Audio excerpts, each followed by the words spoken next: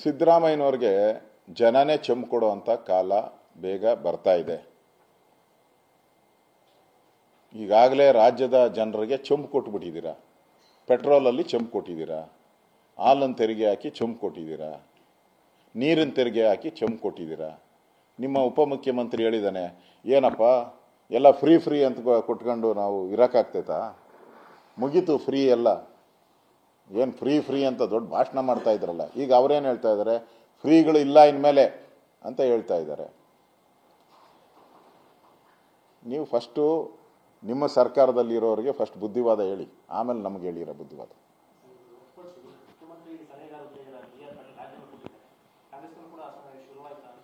B R Patil ಅವರು ಎರಡನೇ ಬಾರಿ ಇದು. ಅವ್ರು ಈಗಾಗಲೇ ಮಹಾರಾಷ್ಟ್ರದಲ್ಲೇನೋ ಇದ್ದಾರೆ. ಈಗ ಅವ್ರಿಗೆ ಅನುದಾನ ಕೊಟ್ಟಿಲ್ಲ. ಅವರೊಬ್ಬರದೇ ಅಂತಲ್ಲ, ಕಾಂಗ್ರೆಸ್ ಅವರು ಎಲ್ಲರದು ಅಳುವು. ದಾವಣಗೆರೆಯಲ್ಲೂ ಅದೇ, ದಾವಣಗೆರೆ MLAನೂ ಹೇಳಿದ್ದಾರೆ ಅನುದಾನ ಕೊಟ್ಟಿಲ್ಲ ಅಂತ. ಗುಲ್ಬರ್ಗಾದಲ್ಲಿ ಹೇಳಿದ್ದಾರೆ. ಇವರು ನಮ್ಮ ಅಡ್ವೈಸರು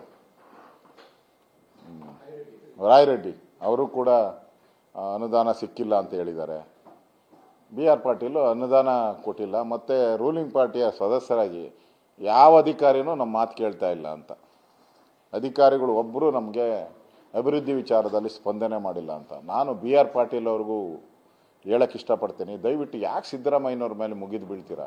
ಅವ್ರ ಮಾತು CM ಮಾತೇ ಯಾರು ಅಧಿಕಾರಿಗಳು ಕೇಳಲ್ಲ ಅಂದ್ರೆ ನಿಮ್ಮ ಮಾತು ಯಾರು ಕೇಳ್ತಾರೆ? ಒಂಥರ ಇದು ಅದೇನೋ ಬೀಡಾಡಿ ದನದ ಅಂತಾರೆ ನಮ್ಮಲ್ಲಿ, ಆ ರೀತಿ ಸರ್ಕಾರ ಇದು.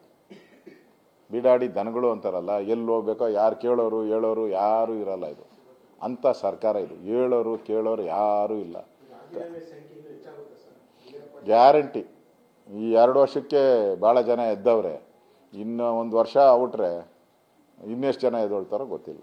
ಒಟ್ಟಲ್ಲಿ ಕಾಂಗ್ರೆಸ್ ಸರ್ಕಾರದ ಒಂದು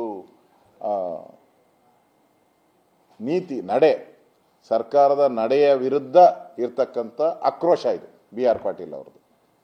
ಸರ್ಕಾರದ ಸರ್ಕಾರದ ಆಡಳಿತ ವಿರೋಧಿ ಅಲೆ ಇದು. ಸರ್ಕಾರದ ಆಡಳಿತ ವಿರೋಧಿ ಅಲೆಯ ಪ್ರತೀಕವಾಗಿ ಬಿ ಆರ್ ಪಾಟೀಲ್ ಅವರು ಮಾತಾಡಿದ್ದಾರೆ. ಮುಂದೆ ದೊಡ್ಡ ಭೂಕಂಪಗಳೇ ಆಗ್ತೈತೆ. ಬಿರುಗಾಳಿ ಭೂಕಂಪ ಎರಡೂ ಆಗುತ್ತೆ.